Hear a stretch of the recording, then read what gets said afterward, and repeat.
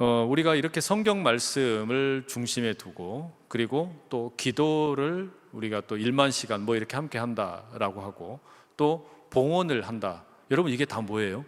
어울리면 예배죠. 그러니까 말씀이 있고 기도가 있고 또 봉헌을 이렇게 드리는, 이게 함께 모이면 예배가 돼요. 그죠? 그러니까 우리가 예배를 드린다라고 하면 그 예배에는 크게 보면 하나님께서 우리 가운데 행하시는 일이 있고 우리가 하나님께 올려드리는 게 있거든요. 그래서 어떤 분들은 예배를 가리켜서 하늘과 땅의 만남이다, 이제 이렇게 정의를 내리는 분도 계세요. 그래서 이와 같은 그 예배의 자리에서, 근데 우리는 여기 계신 분들 중에 상당수는 아마 예배에 섬기는 역할을 맡고 계신 분들이 꽤 많이 계실 거예요. 그러니까 우리가 물론 예배에 그냥 부름받은 성도로서 예배를 드리는 분도 계시지만, 예배를 섬기는 거, 이게 어떤 건가라는 말씀을 좀 드리고 싶어요. 오늘 본문에 보면 예수님께서 그 십자가 고난을 앞두시고 2명의 제자들에게 우리가 유월절 식사를 함께 할 장소를 좀 마련을 해라, 이제 이런 그 지시를 내리십니다. 그게 이제 마가복음 14장 12절에 먼저는 제자들이 이렇게 예수님께 묻습니다. 우리가 가서 선생님께서 유월절 음식을 드시게 준비하려 하는데 어디에다 하기를 바라십니까? 그러니까 어딘가 장소를 하나 구해가지고 이제 유월절 식사 함께 나누고 싶은데 어떻게 하면 좋겠습니까? 예수님께 물었어요.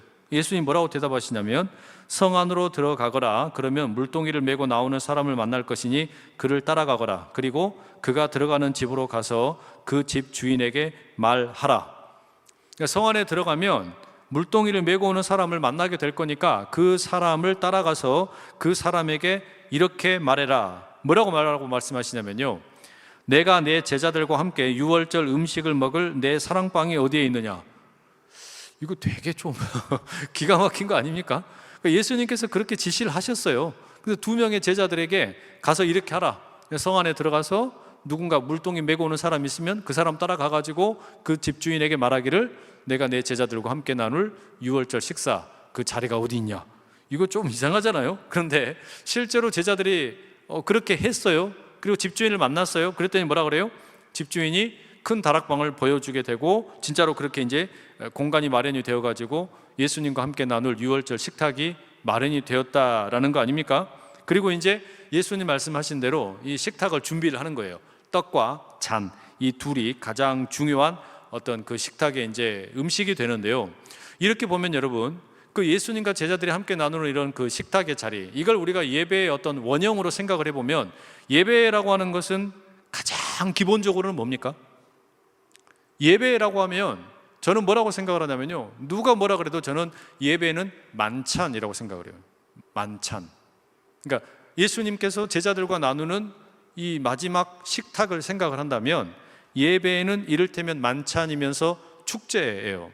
우리 교회의 표어 가운데 하나로 날마다 천국 잔치가 펼쳐지는 교회, 이렇게 제가 계속해서 이야기를 드리는 이유는 뭐냐면, 교회는 천국의 잔치, 천국의 축제, 천국의 밥상이 펼쳐져 있는 곳이기 때문에 그래요.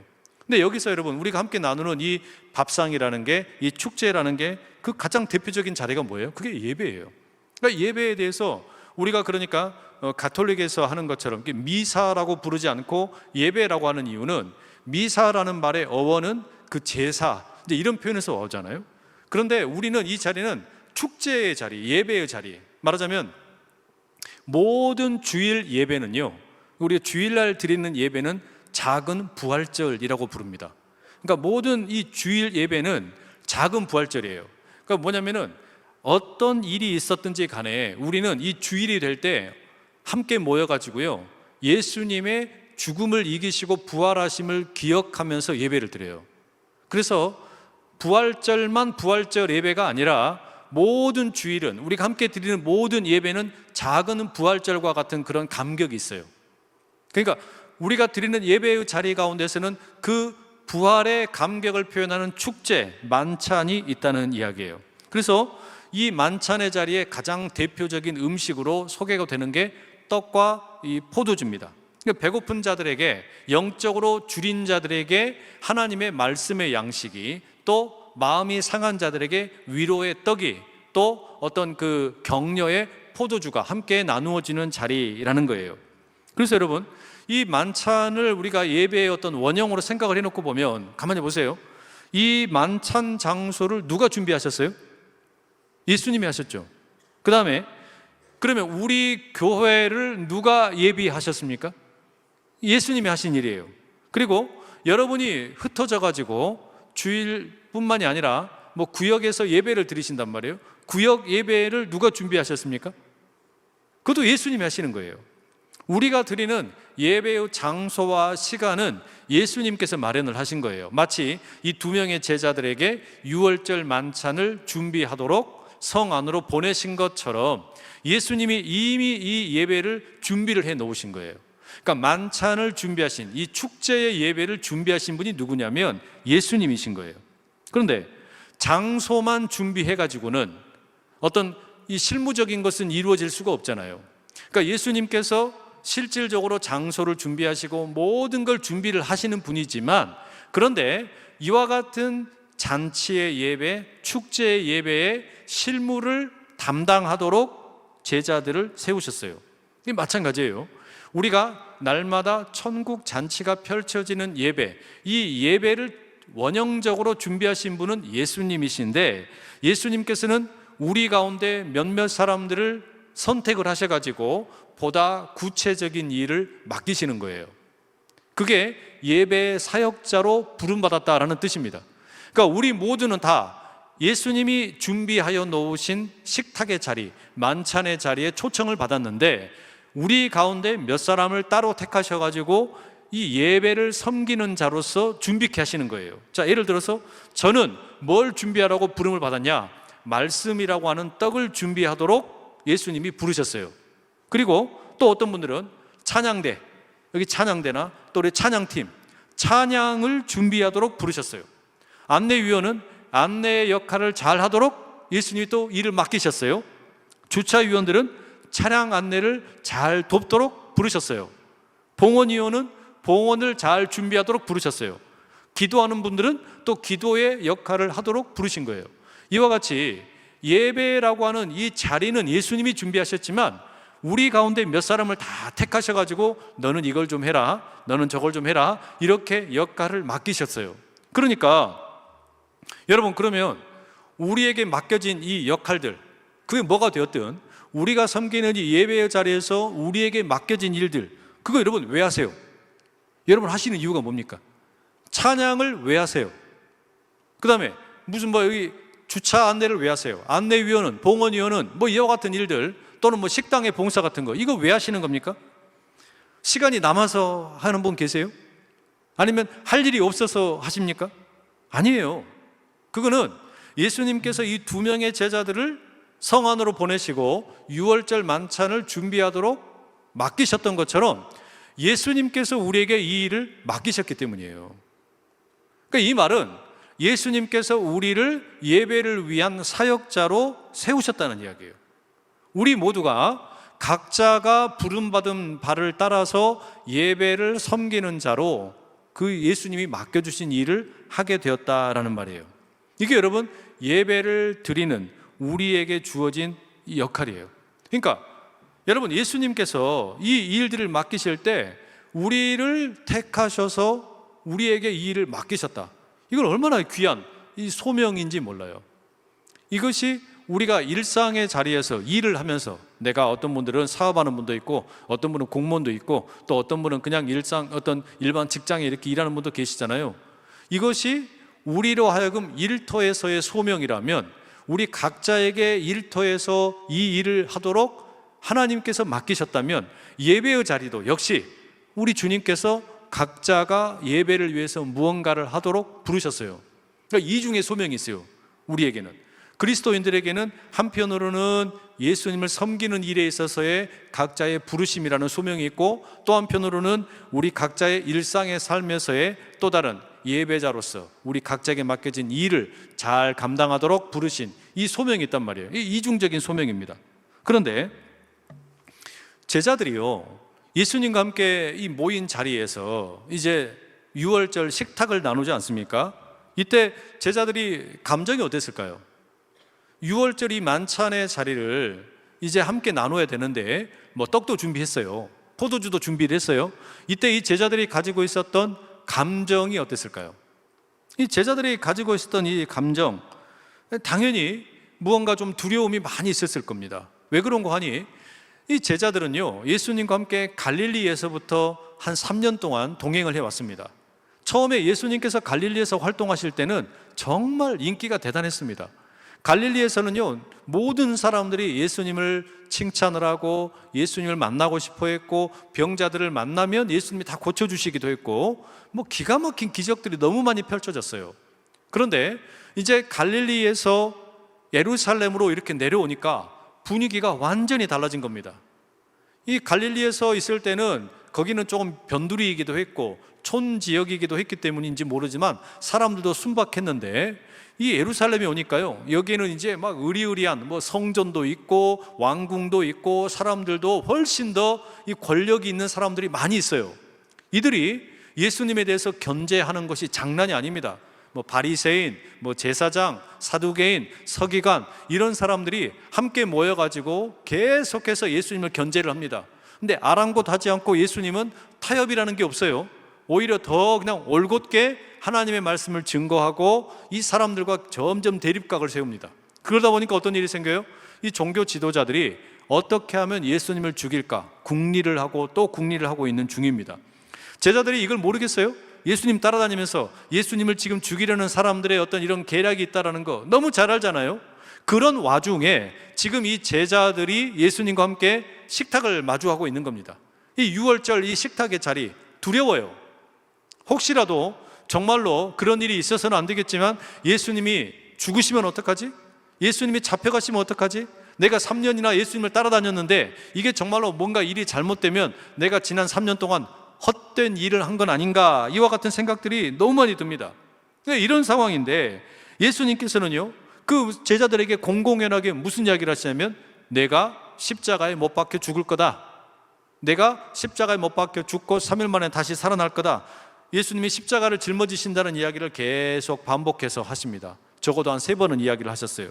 이런 이야기를 듣고 있는 가운데 심지어는 또 뭐라 그러시냐면, 너희 12명 중에 한 명이 나를 배신할 거다, 니들 중에 나를 배신할 놈이 있다, 이런 이야기까지 하시는 거예요. 그러니 지금 이 6월절 이 모여가지고요, 떡을 뗍니다. 또 포도주를 나눕니다. 그런데 이 분위기가 어떻겠어요? 별로, 제가 생각할 때는 별로 기분이 좋을 수가 없어요. 두려운 마음들이 많이 있는 겁니다. 이런 가운데 제자들은요, 많은 두려움이 있습니다. 자기들을 이제 위협하는 이 권력자들이 두렵고요, 미래에 대한 두려움도 있습니다. 칼이 두렵기도 하고 이 군중들의 시선이 두렵기도 합니다. 그렇게 두려운 마음으로 제자들이 예배의 식탁에 지금 모여 있는 거예요. 가만히 보면 우리를 하나님께서는 예배를 준비하도록, 예배를 섬기는 자로 부르셨어요. 그리고 우리가 이제 각자 역할을 맡아가지고 뭐 설교하기도 하고 찬양을 하기도 하고 기도를 하기도 하고 안내를 하기도 하고 주차 봉사를 하기도 하고 식당 봉사를 하기도 하고 여러 가지 예배를 섬기는 자로 우리 모두가 이렇게 부름받아서 예배의 자리에 나오는데요, 가만히 보면 우리 모두에게도요, 이 제자들과 똑같은 그런 두려움이 있어요. 우리에게도 늘상 좋은 일만 있는 게 전혀 아닙니다. 우리 가운데 예배를 나오시는 분들 가운데 여러 가지 두려움, 감정을 가지고 나오는 분들이 너무 많아요. 내색을 안 해서 그렇지. 오늘도 저는 응급 중환자 기도 제목을 받아가지고 왔어요. 이 기도 제목을 받아서 이렇게 보면 참 눈물 나는 안타까운 그런 내용들 참 너무 많이 만나게 됩니다. 이런 분들이 또 이런 어떤 가족들을 두고 있을 때 예배의 자리에 나올 때 얼마나 마음이 불편하겠어요. 얼마나 두렵겠어요. 그 갑자기 이렇게 막 이자가 올라가고 막 환율이 올라가고 이런 일이 생기면 경제적으로 마음이 무거운 상태로 오는 분들이 왜 없겠습니까? 몸이 아파서 수술 날짜를 받아놓고 지난 며칠 전에도 이제 수술을 앞두고서 찾아오신 분이 계셨어요. 기도해달라고 요청을 하시더라고요. 그런데 송구영신 예배까지 다 드리시더라고요. 찬양대 서셨어요. 제가 봤어요. 찬양대를 서가지고 송구영신 예배를 다 드리고 이제 수술을 받으러 가시는 거예요. 그런데 여러분, 그러면 수술을 앞두고서 여기 와가지고 지금 이 예배를 섬기러 이 자리에 지금 서 있었는데 그때 그 마음이 어땠겠냐고요.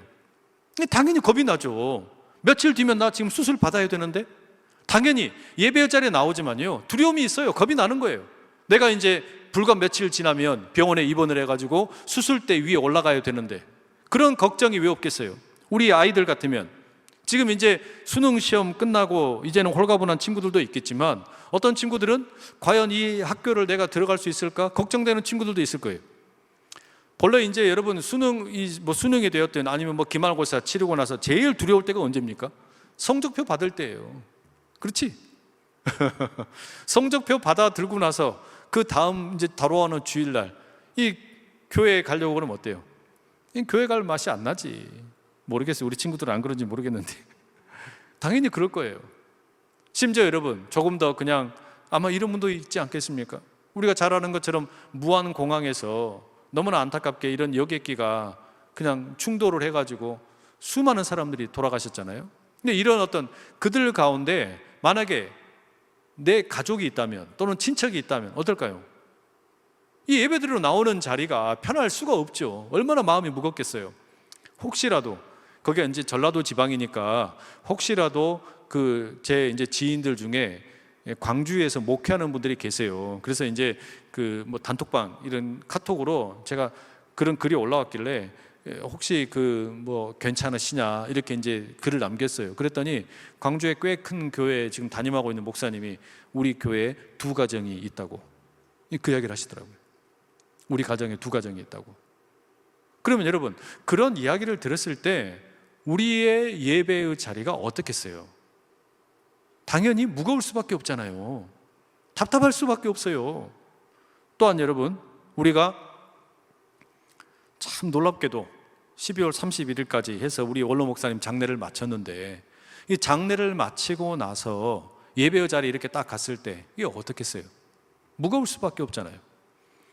12월 31일날 이제 오후까지 해가지고 이 한백산 추모공원에서 모든 장례 일정을 마치고 이제 송구 영신 예배를 준비하는데요. 이게 참 희한하지 않습니까, 여러분? 불과 얼마 전까지 우리 이제 장례를 치렀어요. 그리고 장례를 치를 때는요, 우리가 12월 30일 날 저녁에도 이곳에서 장례 예배를 드렸고, 그리고 31일 날 마지막 날 오전에 천국 환송 예식을 드렸어요. 이때는 찬양대가 정말 아름답게 찬양을 했는데 아무도 박수를 못 쳐요. 안 치시더라고요. 박수를 치기가 너무나 이렇게 안타까우니까, 마음이 무거우니까, 그죠? 그리고 장례를 다 끝냈어요. 그리고 이제 12월 31일 송구영신 예배가 되어가지고 찬양팀이 찬양하고 찬양대가 찬양하고 이렇게 하는데 우리 목사님들이 그렇게 이야기하더라고요.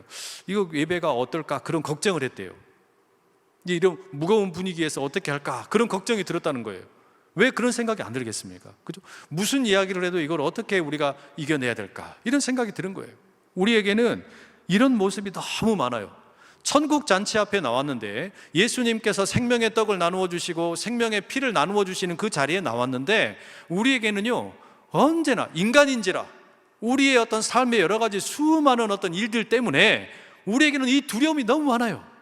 이 걱정이 많은 거예요. 아무리 예배자라고 할지라도, 아무리 우리가 예배를 열심히 드리는 믿음이 강한 사람이라고 할지라도 예배의 자리에 나올 때 이런 염려나 걱정이 왜 없겠어요? 그러니까 여러분, 단적인 예가 뭐냐면 예배하러 나올 때 우리 기도 제목이 뭡니까? 우리가 가지고 있는 이 기도 제목들 보면 대부분이 다 뭐냐면 염려, 걱정, 그리고 두려움이에요. 바로 그걸 가지고 우리가 예배 자리에 나온단 말이에요. 제자들도 마찬가지예요.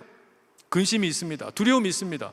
이제 예수님께서는 십자가에 돌아가신다고 말씀하시는데 저 서슬퍼런 눈들은 계속해서 우리를 노리고 있는데 이런 상황에서 그냥 편안하게 이 유월절 식탁을 나누는 게 과연 가당키나 한가 이런 생각이 드는데요. 그렇게 제자들이 유월절 식사를 그냥 조용하게 떡을 떼고 포도주를 마시고 있었던 것 같아요. 그런데 그때 예수님이 뭐라 그러시냐? 이 제자들 아마 각자 이제 그렇게 식사를 하고 있는데 예수님이 그러신 거예요. 얘들아, 날 좀 봐라. 부르시는 거예요. 나를 봐라. 그리고서 예수님께서 그 식탁에 떡이 여러 개가 있었을 거 아닙니까? 그 떡이 여러 개가 있는데 그 중에서 딱 하나를 취하신 거예요. 이 떡 하나를 딱 취하신 다음에 예수님이 이제 말씀을 하시는 거예요. 거기에서부터 우리가 잘 아는 성만찬의 4가지 거룩한 행동이 나와요. 떡을 하나 취하시고 축복 기도를 하시고 쪼개시고 그 다음에 나누시는 거예요. 근데 오늘은 그 가운데서 딱 하나만 말씀드리고 싶은 거예요. 이 떡을 하나 취하셨다라는 거.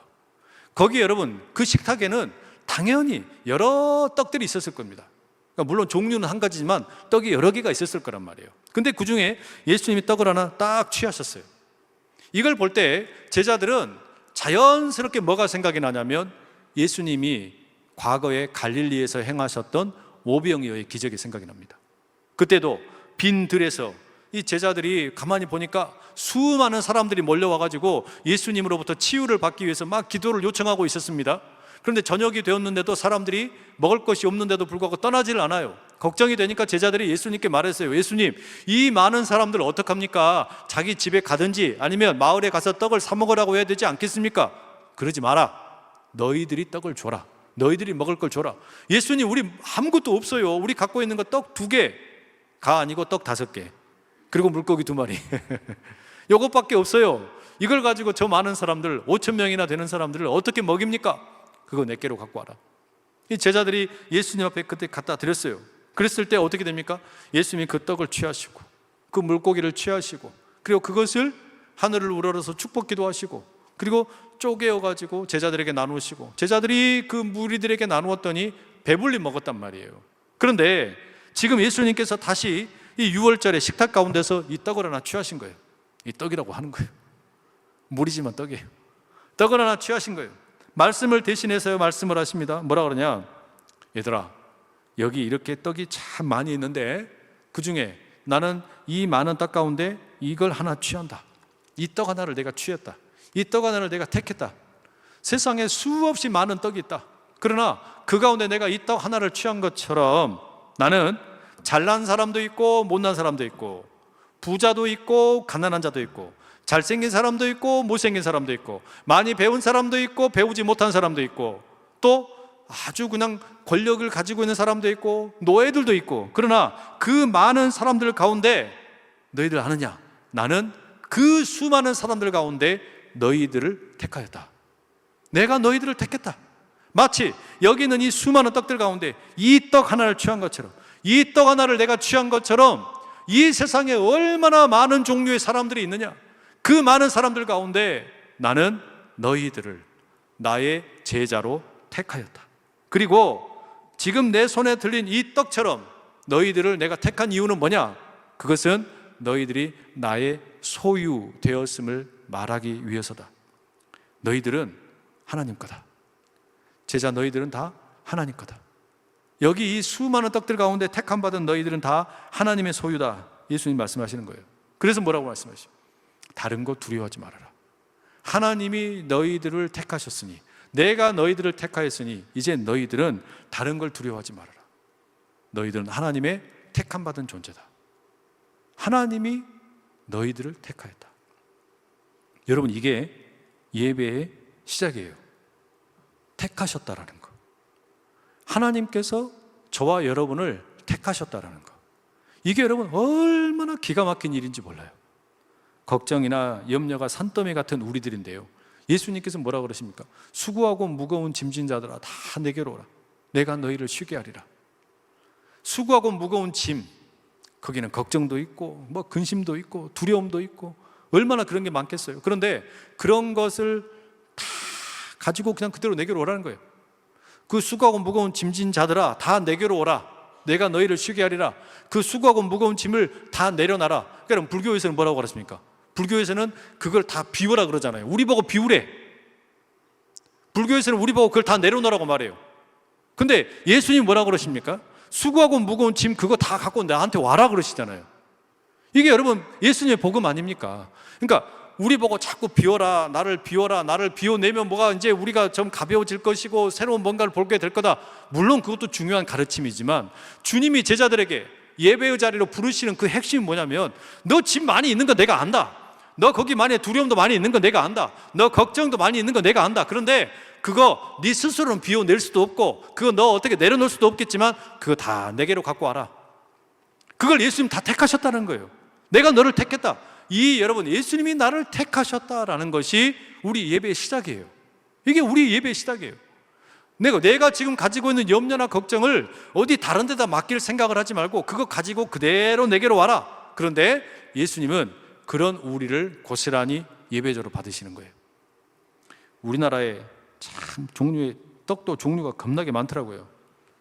떡이 대충 세보니까 뭐 기정떡, 콩떡, 팥떡, 오메기떡, 쑥떡, 게떡, 호박떡, 무지개떡, 꿀떡, 호떡, 이바지떡 떡 종류 되게 많아요. 그런데 그렇게나 많은 떡들, 뭐 큰 떡도 있고 작은 떡도 있고 못생긴 떡도 있고 잘생긴 떡도 있고 맛있는 떡도 있고 맛없는 떡도 있고 여하튼 그런 수많은 떡들 가운데 예수님께서 저와 여러분을 택하신 줄로 믿습니다. 예배자로 택하셨어요. 그리고 예배의 사역자로 우리를 택하셨어요. 우리가 뭔가 잘나서도 아니고요, 뛰어나서도 아니고요, 우리가 하나님의 소유라는 것을 보여주는 겁니다.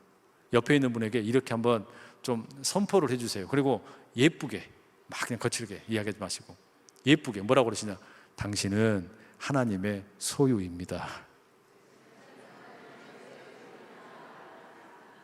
퉁명스럽게 이야기하지 마시고 그냥 예쁘게, 당신은 하나님의 소유입니다. 여러분, 이걸 믿으세요? 이게 예배의 시작이에요. 내가 하나님의 택함 받은 존재라는 것을 확인하는 게 예배의 시작이에요. 제가 예배에 대해서 뭐 가르치거나 뭐 이야기할 때마다 매번 이야기하는 게 뭐냐면요, 예배의 시작이 뭐냐, 이거 예배의 시작이. 예배의 처음 시작은 언제나 모든 예배의 순서, 어떤 예배가 됐든지 간에 예배의 시작은 언제나 예배의 부름이라고 합니다. 한번 따라하겠습니다. 예배의 부름. 이 예배의 부름은요, 부른다는 이야기거든요. 영어로는 이걸 call to worship이라고 불러요. 예배의 자리로 부른다는 거예요. 누가 불러요? 하나님이 부르시는 거예요. 하나님이. 밖에서 애들이 막, 우리 여기 청소년 애들 있잖아요. 우리 아이들이요, 막 놀이터에서 놀다가, 코인 노래방에서 놀다가 막 이렇게 하고 있는데 전화가 와요. 근데 어디냐? 빨리 밥 먹으러 와라. 이게 뭐예요? 밥 먹으러 오라고 엄마가 부르는 전화잖아요. 마찬가지예요. 우리가 그냥 막 걱정도 많고 근심도 많고 막 여러 가지 염려도 많은데 예수님이 우리한테 그냥 전화를 하시는 거예요. 어디니? 빨리 와라. 나 보고 싶다. 이게 예배란 말이에요. 이게 예배의 시작이에요. 마찬가지 우리 예배 다 열리면요, 우리가 주일날도 언제든지 예배를 시작할 때마다 제일 먼저 뭐가 있습니까? 우리 집례하는 목사님이 딱 나와가지고 삼위일체 하나님께서 우리를 예배의 자리로 뭐라 그래요? 부르셨습니다. 하나님께서 우리를 부르셨습니다. 우리 이제 다 함께 일어나셔서 하나님께 예배하며 나아갑시다. 이게 여러분 예배의 시작이에요. 우리가 지난 일주일 동안 뭐 밖에서 어떻게 살고 왔든지 간에 어떤 형편이 있었든지 간에 염려나 걱정 그거 다 가지고 나온 우리를 하나님이 부르셨다는 거예요. 그 부르심에 응답을 하는 것, 하나님이 나를 택하셨다는 것. 여러분, 이 하나님의 부르심에 합당하게 나아가게 되는 것, 거기에 핵심이 뭐냐? 내가 하나님 거다. 나는 하나님 거다. 여러분, 그러니까 동네에서 놀이터에서 우리 아이들이 놀고 있을 때요, 거기에서 아무한테나 밥 먹으러 오라고 이야기 안 하잖아요. 우리 아이들에게 전화를 해가지고 빨리 밥 먹으러 와라 그럴 때 그 엄마가요, 누구에게만 그 전화를 합니까? 내 아들이나 내 딸에게만 그 전화하는 거예요. 내 아들과 내 딸에게 전화해서 빨리 밥 먹으러 와라, 빨리 집에 들어와라 이야기한단 말이에요. 만약에 그렇지 않고 동네에서 놀고 있는 아이들이 있는데 우리 아이가 아닌데 그 아이를 데리고 집에 가면 뭐가 돼요? 그건 유괴야, 유괴. 그렇잖아요. 내가 불렀다라는 이야기는 뭐냐면 하나님이 나를 부르셨다, 하나님이 우리를 부르셨다는 이야기는 뭐냐면 내가 하나님 거라는 이야기잖아요. 내가 하나님 거라는 이야기. 내가 하나님의 것이라고. 예배는 그렇게 시작을 해요. 수많은 떡 가운데 이 떡 하나를 하나님이 취하셨어요. 수많은 사람들 가운데 우리를 하나님 부르신 거예요. 예배의 자리로. 왜? 내가 하나님 거니까. 나는 하나님 거야. 나는 하나님의 거다. 내 인생은 하나님의 것이다. 하나님께서 나를 붙드셨고 나를 부르셨다. 이 부르심에 응답하는 것으로 우리의 예배가 시작이 되는 겁니다. 그러니 여러분의 예배의 자리 가운데 하나님이 주시는 이 부르심, 하나님의 이 부르심에 그냥 멋지게 응답하며 나가실 수 있기를 축복합니다. 오늘은 제가 반드시 기필코 설교를 짧게 하겠다고 다짐을 하고 올라왔거든요. 또 길어질 것 같아요. 빨리 끝내야 될 것 같아요. 남겨진 순서들이 있어요. 오늘은 우리가 함께 그 마음 가지고 하나님이 우리를 부르셨구나, 하나님이 우리를 이렇게 부르셔서 특별히 우리에게 예배를 섬기도록 초청을 하셨고 맡기셨구나, 이 마음 가지고요, 여러분 한 해 동안 예배의 사역자로 섬기시는데 이 주님이 나를 부르셨다는 이 정체성 하나 꼭 기억하시고 잊지 마시고 섬기는 모든 예배의 자리 가운데 은혜가 넘치시길 축복합니다. 또 하나 제가 꼭 부탁드리고 싶은 게 있어요. 이거 하나만 이야기하고 마칠게요. 그게 뭐냐면요, 예배를 섬기시는 분들은 예배가 일이 되지 않도록 주의하셔야 돼요. 예배를 섬기는 분들, 여기 이제 우리 교사분들 계시죠. 교사로서 아이들과 예배 드리는 거, 거기에서 여러분이 물론 은혜를 받으실 수도 있고 예배를 드리실 수도 있는데, 제가 부탁드리건데 여러분의 예배를 드리십시오. 아이들을 가르치는 예배 드리지 마시고 여러분의 예배를 따로 구분해서 드리세요. 나의 예배를 드려야 돼요. 내가 은혜 받는 예배가 따로 있어야 돼요. 그리고 그 다음에 일하러 가는 거예요. 섬기러 가는 거예요. 아이들 돌보러 간단 말이에요. 아이들 가르치러 가는 거예요.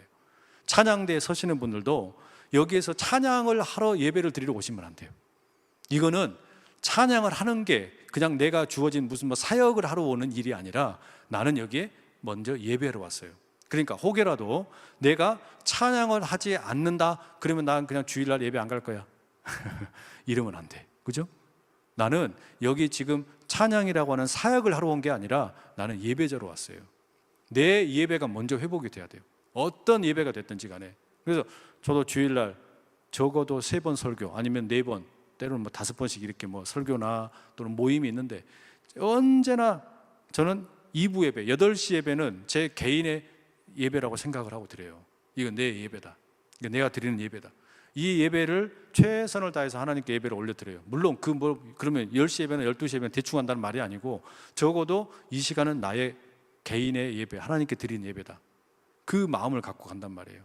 여러분, 그러니까 사역을 하거나 섬기는 분들일수록 절대로 잊지 마셔야 되는 건 뭐냐면, 하나님이 나를 부르셨고 내가 하나님의 것인데 나는 하나님을 향하여 온전한 예배자로 서는 것이 우선이지 일하는 게 우선 아니다. 위원회 일하는 게 우선 아니에요. 어떤 교사 일하는 게 우선 아니에요. 찬양대 일하는 게 우선 아니에요. 어떻게든지 간에 나의 예배를 드림, 내 예배를 드리는 것. 그러니까 때로는 어떤 교회에서 어떤 목사님이 그렇게 하시더라고요. 찬양팀을 섬기는 찬양팀이 이렇게 이제 있으면 정원이 한 20명 된다라고 하면 어떻게 하냐면 한 40명을 뽑더라고요. 40명을 뽑은 다음에 어떻게 하냐면 이 20명씩 로테이션을 돌리는 거예요. 한 주는 A팀이 하고 그 다음 주는 B팀이 하고. 왜 그러냐 물어봤더니, 이게 찬양을 계속해서 이렇게 섬기다 보면 이게 어쩔 때는 매너리즘에 빠지기도 하고, 이게 때로는 그게 이제 사역이 돼가지고 예배에 오히려 집중이 안 되고 방해되는 거야.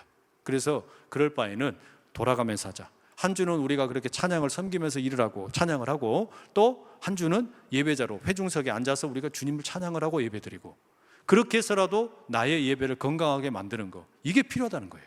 그러니까 여러분, 절대로 교회 일하러 오지 마세요.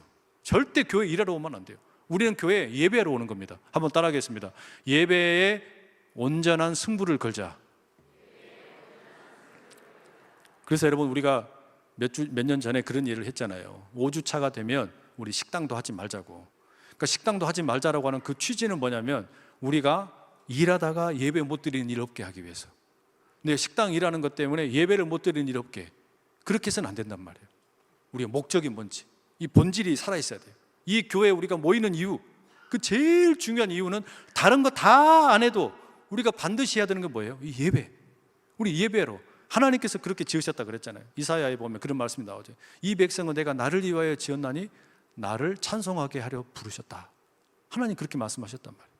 그러니 여러분의 사역보다 예배함이 우선될 수 있기를 간절히 축복합니다. 기도하겠습니다. 사랑하는 하나님 아버지, 올 한 해 우리가 예배의 자로, 하나님을 섬기는 자로 나아갈 때에 어떤 일보다 하나님을 예배하는 것이 우선되게 도와주시옵소서. 예배에 진정한 이 참여자가 되어서 내가 하나님의 것이구나, 하나님이 나를 부르셨구나, 이 나를 향한 하나님의 부르심을 온전히 깊이 기억하고 그 부르심에 합당하게 나아가는 우리 모두 될 수 있도록 주님 도와주시옵소서. 세상에 수많은 사람들이 있지만 그 중에 주님께서 우리를 택하셨습니다. 내가 하나님의 것이라고 부르셨습니다. 하나님의 소유된 우리, 그 감격 가지고 온전히 예배자로 서는 우리 모두 다 되도록 주님 도와주시옵소서. 모든 것 감사드리고 예수님의 이름으로 기도드립니다. 아멘.